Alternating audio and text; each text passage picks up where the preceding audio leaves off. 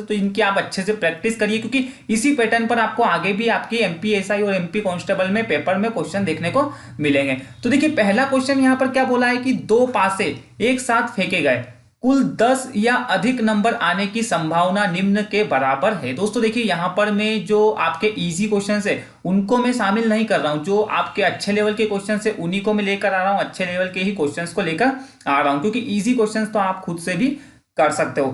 तो देखिए बोला क्या है कि दो पासे एक साथ फेंके गए।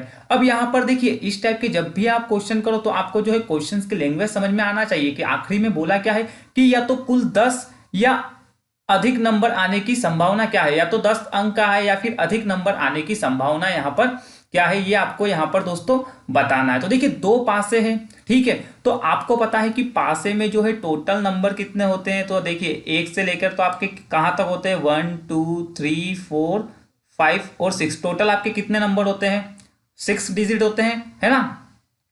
तो आपको पता है और बोला क्या है कि दो यहाँ पर डाइस है, तो और 10 से या तो कुल अंक का योग जो है 10 आना चाहिए या फिर उससे अधिक यहाँ पर आपका अंक आना चाहिए। तो देखिए इसको आपको किस तरीके से करना है, सबसे पहले आपके पास दो पासे दिए हुए, तो देखिए दोस्तों यहाँ पर टोटल आपके 6 अंक होते हैं, तो आपका जो डिवाइड में आएगा वो आएगा आपका 6 की पावर 2। अब ये 6 की पावर 2 जो है ये है आपकी टोटल कंडीशन है, और आपको क्या ज्ञात करनी है, प्रोबेबिलिटी बराबर ज्ञात करना है। अब आपको बोला है कि या तो आपका जो है योग 10 आए, देखिए यहां पर मैं लिख दे रहा हूं, या तो आपका योग 10 आए या फिर आपका योग क्या आना चाहिए दोस्तों 10 से ज्यादा आना चाहिए, मतलब प्लस 10 आना चाहिए। तो दो पासे हैं, तो देखिए यहां पर अगर मैं आपको, ये आपका फर्स्ट पासा हो गया और यहां पर ये आपका सेकंड पासा हो गया, तो अगर पहले वाले पासे में अगर आपका 4 अंक आता है, दूसरे वाले पासे में अगर आपका 6 आता है, तो टोटल इनका योग क्या हो रहा है दोस्तों 10।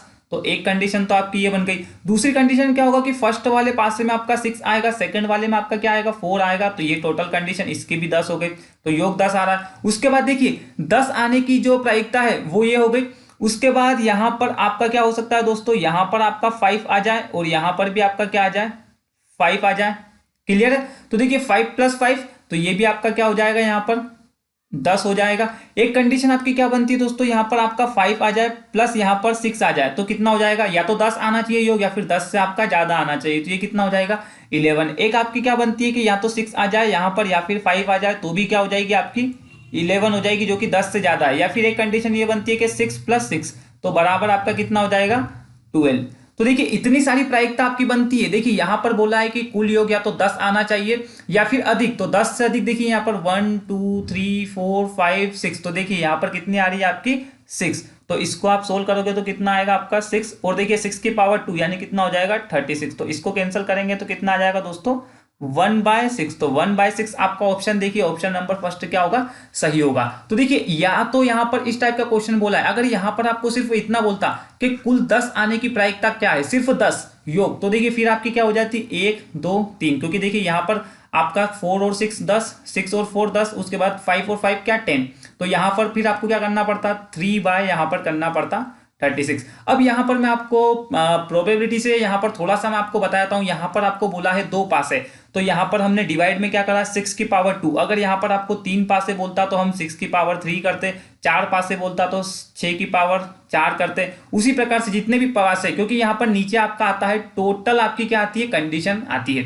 तो फिलहाल इस क्वेश्चन का आपका राइट आंसर क्या होगा 1/6 आपका क्या होगा करेक्ट आंसर होगा। देखिए नेक्स्ट क्वेश्चन यहाँ पर सिंप्लीफिकेशन का है, तो सिंप्लीफिकेशन का क्वेश्चन देखिए यहाँ पर क्या बोला है कि √3 - 1/√3 पूरे की पावर कितना है 2, तो इसको क्या करना है आपको सरलीकरण करना है। देखिए देखते से ही आपके दिमाग में यहाँ पर क्लिक हो जाना चाहिए कि देखिए यहाँ पर अगर आप इसको a मान लो क्या हो जाएगा आपका a और ये हो जाएगा आपका b, तो आपका देखिए फॉर्मूला आपको दिख रहा है क्या है यहाँ पर फॉर्मूला इस तरीके का, देखिए a - b पूरे की पावर कितनी हो जाएगी 2। तो ये फॉर्मूला आप सबने बचपन में भी पढ़ा होगा है ना, 5 6 7 क्लास में पढ़ा होगा। तो ये क्या हो जाएगा आपका a², ये हो जाएगा आपका b² माइनस कितना हो जाएगा 2ab, ये क्या हो जाएगा आपका a² + b² - 2ab, ये आपका फॉर्मूला पता। तो आप इसको a मान लीजिए, इसको b मान लीजिए, बस इसको सोल्व कर लीजिए तो आपका आंसर आ जाएगा। तो देखिए a², तो देखिए अगर मैं √3 का स्क्वायर करता हूं तो देखिए √3 × √3 तो कितना आ जाएगा आपका 3 आ जाएगा, प्लस यहां पर b², तो देखिए b² 1/3 है, तो ये कितना हो जाएगा आपका 1/3 हो जाएगा, माइनस 2 × a कितना है आपका √3 है, मल्टीप्लाई b कितना है आपका 1/√3 है। तो देखिए इसको आप सोल्व करोगे तो क्या होगा, √3 से आपका √3 कैंसिल हो जाएगा और यहाँ पर क्या हो जाएगा दोस्तों, इसको आप सोल्व करोगे तो देखिए 3 का मल्टीप्लाई 3 में करेंगे तो 9, 9 + 1 कितना हो जाएगा आपका, ये हो जाएगा 10/3 और ये है आपका -2। तो देखिए इसको सोल्व करेंगे तो क्या हो जाएगा यहाँ पर 10/3, 3 का मल्टीप्लाई 2 में करेंगे तो कितना हो जाएगा 6। तो देखिए 10 - 6 कितना हो जाएगा आपका 4। तो ये क्या हो जाएगा आपका 4/3। तो 4/3 आपका कहाँ है ऑप्शन, तो आपका ऑप्शन नंबर सेकंड क्या हो जाएगा, सही हो जाएगा। अब दोस्तों यहाँ पर आप कंफ्यूज मत होना कि यहाँ पर अंडर रूट दिया है और मैंने यहाँ पर सिर्फ 1/3 लिखा है। तो देखिए अगर आपकी पावर लिखा हुआ है तो √3 और √3 कितना हो जाता है आपका, केवल 3 होता है और 1/√3 और 1/√3 कितना हो जाएगा, यहाँ पर सिंपल 3 हो जाएगा। तो यहाँ पर आप कंफ्यूजन मत करना। चलिए देखिए नेक्स्ट क्वेश्चन यहाँ पर एज प्रॉब्लम का है। क्या बोला है कि वर्तमान में एक पिता की आयु उसके पुत्र की 3 गुनी है, जबकि अभी से 15 वर्षों के बाद पिता की आयु उसके पुत्र की आयु की दुगनी होगी। तो वर्तमान में पिता की आयु आपको ज्ञात करना है। देखिए एज प्रॉब्लम का क्वेश्चन से बहुत ही अच्छी ट्रिक यहाँ पर मैं बताऊंगा आपको, एकदम सिंपल सा तरीका बताऊंगा। तो देखिए वर्तमान की बात की गई है तो वर्तमान में पिता की आयु पुत्र की आयु से, तो देखिए यहाँ पर मैं लिख देता हूं आपके लिए फादर और ये हो गया आपके सन। तो बोला क्या है कि पिता की आयु पुत्र की आयु की 3 गुना है। तो अगर मैं सन को 1 मान लूं तो फादर कितना हो जाएगा 3 टाइम, क्योंकि 3 गुना है। और ये क्या है आपकी वर्तमान आयु का रेशो है। क्या है दोस्तों, वर्तमान आयु का रेशो है बोला है। अब आगे बोला है कि जबकि अभी से 15 वर्ष के बाद, तो देखिए 15 वर्ष के बाद क्या हो रहा है यहाँ पर मैं आपको बताता हूँ। 15 वर्ष क्या बोला है कि पिता की आयु पुत्र की आयु की दुगनी हो जाएगी। तो फिर अगर मैं सन को 1 मानता हूं तो फादर कितना हो जाएगा 2। अब देखिए यहां तक तो आप कर लेते हो, उसके बाद आपका करने का तरीका क्या होता है, सबसे पहले आपको दोनों का डिफरेंस लेना है। तो 2 में से 1 माइनस करेंगे तो कितना होगा 1। उसके बाद मल्टीप्लाई करना है, 1 का मल्टीप्लाई 2 में करेंगे तो 2, 3 का मल्टीप्लाई 1 में करेंगे तो कितना हो जाएगा 3 और दोनों का डिफरेंस लेना है, कितना आ जाएगा 1, यानी कि क्या हो गया 1/1। तो ये हो गया आपका 1/1 और यहाँ पर जो भी आपका नंबर होता है उससे आपको मल्टीप्लाई करना पड़ता है। तो देखिए ये कैंसिल होकर कितना आ जाएगा दोस्तों आपका, ये हो जाएगा 15। अब बोला क्या है कि वर्तमान में पिता की आयु क्या है, तो बस ये रेशियो से आप मल्टीप्लाई कर लीजिए। 15 का मल्टीप्लाई 3 में करेंगे तो कितना आ जाएगा आपका 45 वर्ष। तो 45 वर्ष, क्योंकि देखिए ये वर्तमान का रेशियो है तो 45 वर्ष फादर की हो जाएगी और सन की पूछेगा तो कितना हो जाएगा 15। तो ये आपका थर्ड वाला ऑप्शन क्या होगा दोस्तों, एकदम सही आंसर होगा। चलिए अगला क्वेश्चन देखिए। अगला क्वेश्चन यहाँ पर वेरी इंपॉर्टेंट है कि एक चोर प्रातः 10 बजे एक कार चुराता है और इसे 60 किलोमीटर प्रति घंटे की चाल से चलाता है। चोरी का पता कितने बजे चलता है दोस्तों, 11 बजे चलता है और मालिक जो है एक अन्य कार में रवाना हो जाता है। चोर को दोपहर 12:30 बजे जो है पकड़ने के लिए मालिक को कार किस चाल पर चलानी पड़ेगी। देखिए जब भी आपको इस टाइप के क्वेश्चन करना हो तो आपको ये ध्यान रखना है कि चोर से जो है स्पीड या तो पुलिस की या मालिक की ज्यादा होगी तभी चोर को पकड़ पाएगा, अगर स्पीड बराबर है या कम है तो नहीं पकड़ पाएगा। तो इस केसेस में आपका आंसर क्या होगा, ज्ञात नहीं कर सकते हैं ना, ये होगा। तो ये आप थोड़ा सा ध्यान रखिएगा, ऑप्शन देख के चलिएगा। यहाँ पर तो ऑप्शन नहीं दिया हुआ है। तो बोला क्या है कि एक चोर प्रातः 10 बजे, तो देखिए यहाँ पर मैं लिख देता हूँ कि 10 बजे क्या होता है, प्रातः बोला है तो हम AM कर लेते हैं। एक चोर क्या करता है प्रातः 10 बजे जो है कार चुरा कर जो है, स्पीड कितनी है उसकी, यहाँ पर मैं लिख देता हूँ स्पीड है दोस्तों, यहाँ पर आपके लिए कितनी गिवन है, स्पीड है 60 किलोमीटर प्रति घंटे की चाल से क्या करता है, ले जाता है ना, कार चोरी करके ले जाता है। अब आगे यहाँ पर क्या हुआ है कि चोरी का पता 11 बजे चला है। तो यहाँ पर मैं आपके लिए लिख दे रहा हूँ, देखिए 11 बजे क्या हुआ है, सुबह 11 बजे चोरी का पता चलता है ना। यहाँ पर मैंने लिख देता हूँ 11 AM, इसको आप थोड़ा सा सही कर लीजिएगा ना, ये डॉट है। तो 11 AM पे क्या हुआ, चोरी का पता चला और मालिक जो है अन्य कार से रवाना हो गया, मतलब उसके पीछे जो है चल पड़ा।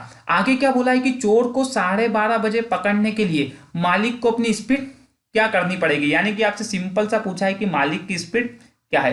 अब आप सभी को पता है कि देखिए स्पीड बराबर आपका होता है डिस्टेंस अपॉन टाइम, ये आपका फॉर्मूला होता है दोस्तों, आपने पढ़ा है ना।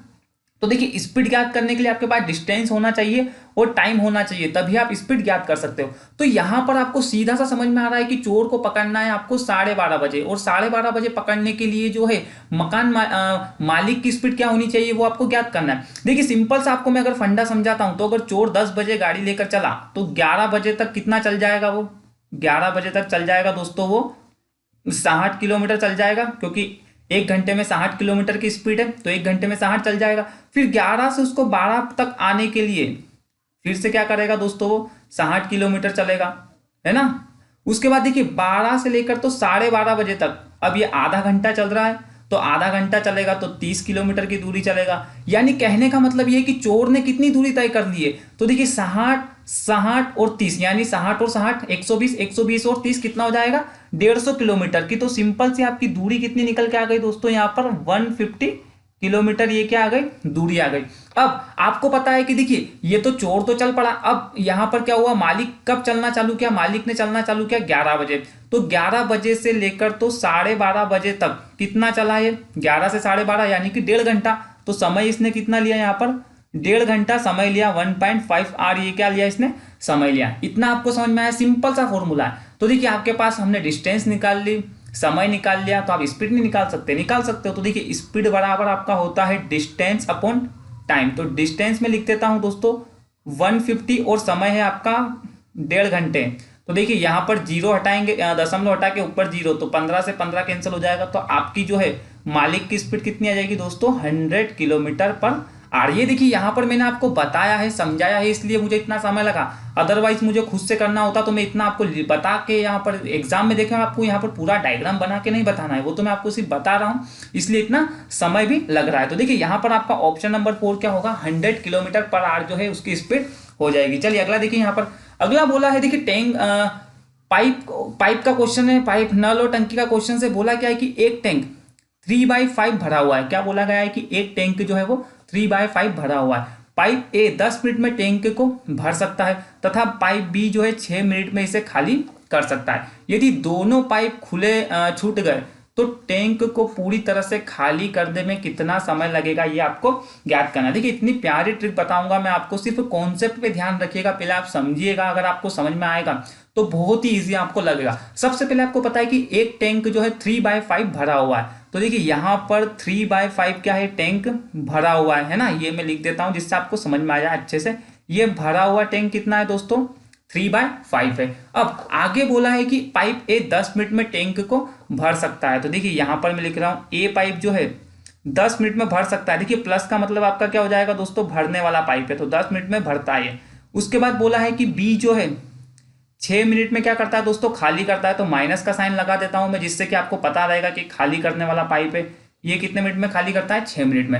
अब आपको पता है देखिए टोटल कैपेसिटी कितनी हो जाएगी, दोनों का एलसीएम निकाल लीजिए। तो 10 और 6 एलसीएम कितना हो जाएगा दोस्तों आपका 30। तो ये क्या हो गया आपका टोटल लीटर हो गया, टोटल लीटर में क्वांटिटी हो गई, जो कि टैंक की जो है वो आपकी कैपेसिटी हो गई। मतलब 30 लीटर जो है टैंक में पानी भर सकते हो आप। अब आपको पता है देखिए दोस्तों 30 लीटर पानी आप भर सकते हो, लेकिन बोला क्या है कि एक टैंक जो है 3/5 भरा हुआ है। तो 30 का अगर मैं 3/5 निकालता हूं तो क्या आ जाएगा, 3/5 निकालोगे तो 5 के टेबल से कैंसिल करेंगे तो कितना आ जाएगा, 6×3 18। मतलब आपने 18 जो है वो भरा हुआ है, क्योंकि क्या बोला 3/5 भरा हुआ है, मतलब 30 लीटर में से आपने 18 जो है वो भरा हुआ है। अब आगे बोला है यदि दोनों पाइप खुले छूट गए तो टैंक को पूरी तरह से खाली करने में कितना समय लगेगा। मतलब आपको जो है ये 18 लीटर जो पानी भरा हुआ है वो खाली होने में कितना समय लगेगा, ये आपको बताना है। देखिए ये जो है 10 मिनट पर की स्पीड से भरता है, तो इसका जो है कैपेसिटी कितनी हो जाएगी, 10 से 30 को डिवाइड करेंगे तो यह 30 की स्पीड से भरेगा, ये 3 की स्पीड से। और बी जो है 6 के टेबल से इसको डिवाइड करेंगे तो 5 की स्पीड से ये खाली करेगा। तो देखिए भरने वाली पाइप जो है 3 की स्पीड से भरती है और खाली जो है 5 की स्पीड से। तो इन दोनों का डिफरेंस करेंगे, मतलब 2 की स्पीड से आपका खाली होगा। तो देखिए यहाँ पर इसको 2 से डिवाइड कर दिए तो 9 मिनट में जो है आपका भरा हुआ टैंक पूरा खाली हो जाएगा। तो ऑप्शन नंबर 4 क्या होगा आपका एकदम सही हो जाएगा, क्योंकि देखिए भरने वाले की क्षमता खाली वाले की क्षमता से एकदम कम है, तो डेफिनेटली खाली करेगा, क्योंकि 5 की स्पीड से खाली हो रहा है, भर किसकी स्पीड से रहा है 3 की स्पीड से। तो ये आपका 9 मिनट आपका सही आंसर होगा।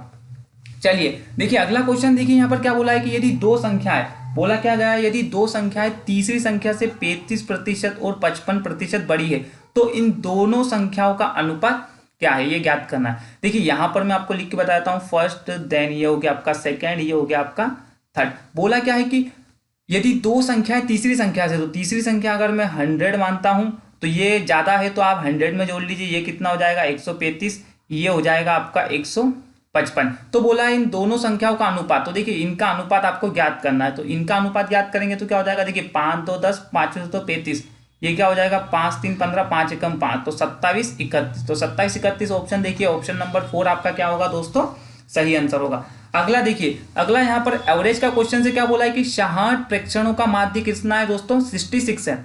बाद में यह पाया गया कि एक प्रेक्षण जो है 24 को भूल से 42 के रूप में लिख लिया गया। तो सही माध्य आपको मीन ज्ञात करना है, मतलब what is the correct mean आपको क्या करना है, ज्ञात करना है। तो देखिए 60 यहाँ पर आपके पास क्या दिए हुए हैं, ऑब्जर्वेशन दिए हुए हैं ना, तो मैं लिख देता हूं। देखिए 60 आपको टोटल दिए हुए हैं, देन इनका माध्य और एवरेज जो है ना दोनों एक ही बात होती है, तो एवरेज लिख दीजिए यहाँ पर। तो मैं लिख देता हूँ एवरेज कितना है 66। तो आपको समझ में आ रहा है कि अगर मैं इन दोनों का मल्टीप्लाई कर लेता हूँ तो आपके पास क्या आता है, टोटल नंबर निकल के आता है, ये तो मैं आपको बता चुका हूँ। तो देखिए इसका मल्टीप्लाई करेंगे तो सबसे पहले आप शून्य कर लीजिए, उसके बाद 6 से 6 करेंगे 36, 3 आपका कैरी चले जाएगा, तो 36 + 3 यानी कितना हो जाएगा 3960 आपका क्या हो गया, ये आ गया टोटल। अब आगे बोला है कि बाद में पाया गया कि 24 की जगह आपने 42 लिख दिया। तो देखिए आपको लिखना था 24 लेकिन लिखा आपने क्या 42, तो कितना ज्यादा लिख दिया आपने, दोनों का डिफरेंस कर लीजिए। तो दोनों का डिफरेंस 12 में से 4 जाएंगे तो 8, उसके बाद 3 में से 2 जाएंगे तो 1, यानी आपने क्या करा 18 जो है ज्यादा लिख दिया यहाँ पर, सीधा सा फंडा यही है। तो बस यहाँ पर जो आपने ज्यादा लिखा उसको माइनस कर लिए, तो 18 माइनस कर लेंगे तो कितना हो जाएगा दोस्तों 2, उसके बाद ये हो जाएगा आपका 4 हो जाएगा, देन यहाँ पर कितना हो जाएगा 9 और ये हो जाएगा आपका 3। अब इसी का आपको क्या करना है दोस्तों, माध्य यानी एवरेज ज्ञात करना है। तो नंबर तो आपके पास 60 ही है, बस इसको आप डिवाइड कर लिए। तो देखिए यहाँ पर इसको मैं डिवाइड करूंगा तो 6 से करेंगे तो 6 6 36 बच जाएंगे आपके कितने 3, उसके बाद फिर 6 6 36 6 7 42 और ये 10, तो ये कितना हो जाएगा 66.7। तो 66.7 ये क्या हो जाएगा आपका 66.7 ही आएगा। 6 7 42 इसको चेक करिएगा थोड़ा सा। अच्छा यहाँ पर ये 6 5 30 हो जाएगा है ना, तो 65.7 ये आप 16 सुधार लीजिएगा है ना, ऑप्शन नंबर फर्स्ट आपका सही होगा। चलिए देखिए अगला यहाँ पर क्या बोला है कि ए जो है बी से 2 वर्ष बड़ा है, जो सी की आयु का क्या है दोस्तों दुगना है। यदि ए बी सी की आयु आपको 27 दी है तो बी की आयु आपको क्या करना है, ज्ञात करना है। देखिए इस टाइप के क्वेश्चंस आपको अच्छे से करना पड़ते हैं तभी आपके सही होते हैं, ऑप्शन से भी आप कर सकते हो। तो यहाँ पर क्या बोला है कि ए जो है बी से 2 वर्ष बड़ा है, तो देखिए ए लिख देता हूं मैं, उसके बाद यहाँ पे लिख देता हूं बी।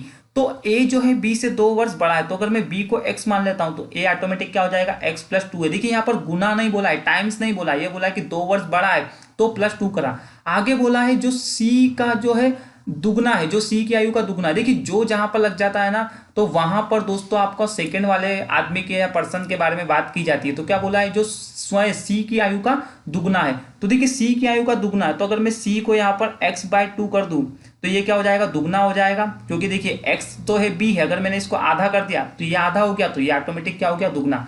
उसके बाद बोला क्या है कि तीनों की आयु का योग जो है आपको 27 दिया है, तो ए बी सी बराबर दिया हुआ है आपको 27। तो यहाँ पर भी आप योग कर लीजिए प्लस प्लस प्लस बराबर 27, क्योंकि देखिए ए बी सी का योग दिया है तो ए का योग कर लिया, बी का योग कर लिया, सी का बराबर इसके कर दिया बस। तो आपको यहाँ पर देखिए या तो आप एलसीएम ले लीजिए, चलो मैं एलसीएम ले लेता हूँ 2, तो यहाँ पर क्या हो जाएगा आपका 1 हो जाएगा, ये भी 1, तो 1 से डिवाइड करेंगे तो कितना हो जाएगा, ये हो जाएगा 2x + 4 प्लस 1 से डिवाइड करेंगे तो फिर 2x प्लस आपका कितना हो जाएगा यहाँ पर x बराबर आपका हो जाएगा 27। अब ये 2 जो है इधर आके मल्टीप्लाई में हो जाएगा, तो मैं लिख दे रहा हूँ 27 इंटू कितना हो जाएगा 2।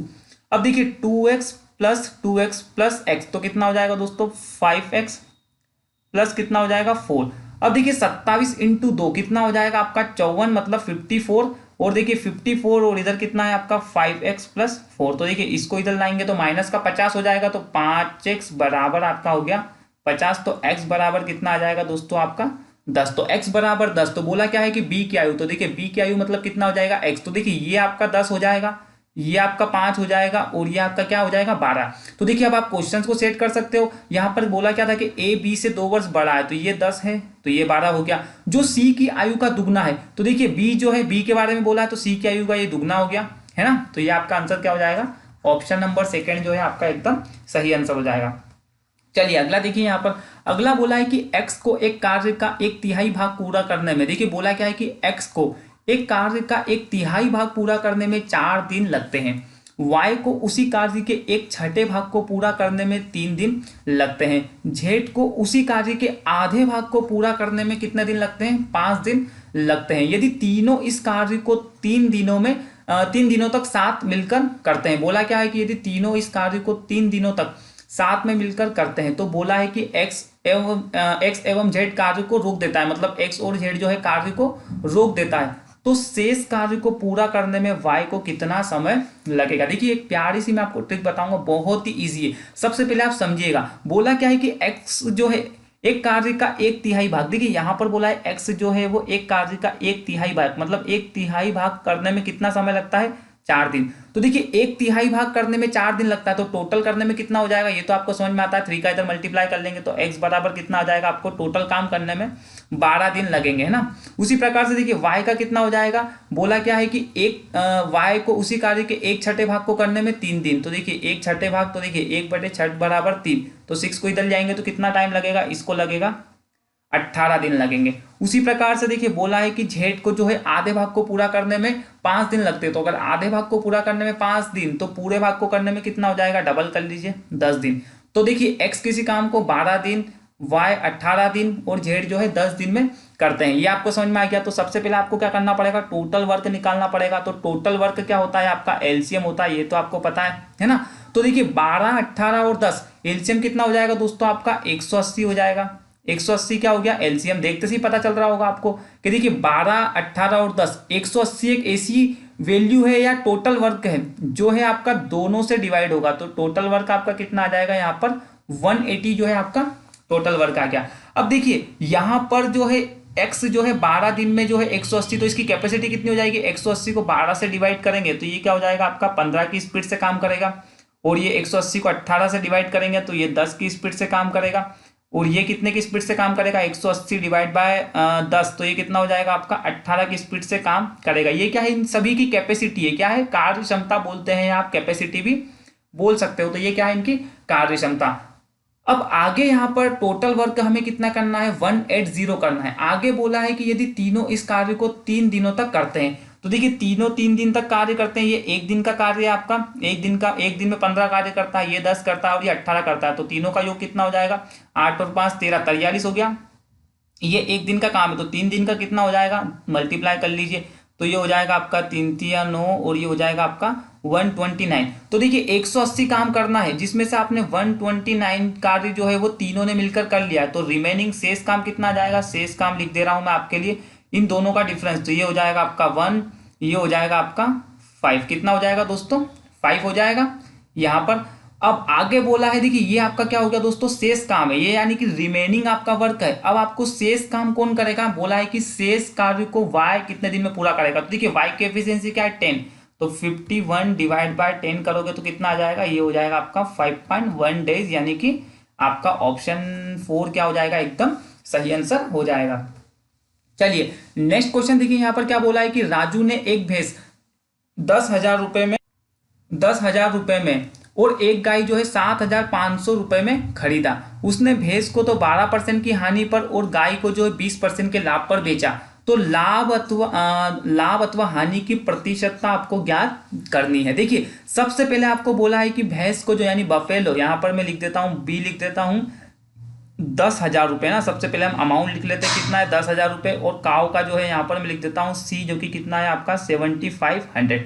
अब बोला है कि भैंस को जो है 12% की हानि पर, तो यहाँ पर मैं माइनस लिख दे रहा हूँ 12% की हानि पर, और इसको जो है 20% के प्रॉफिट पर भेजा है।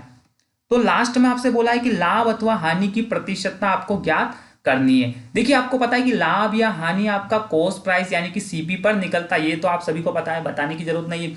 अब देखिए यहाँ पर आपको समझ में आ रहा है कि 12% की हानि यानी 10,000 का अगर मैं 12% की हानि, यानी कि देखिए मैं आपको बताता हूँ कि जब भी आपकी हानि हो तो 100 से माइनस करना, यानी कि 88% बच जाएगा यहाँ पर।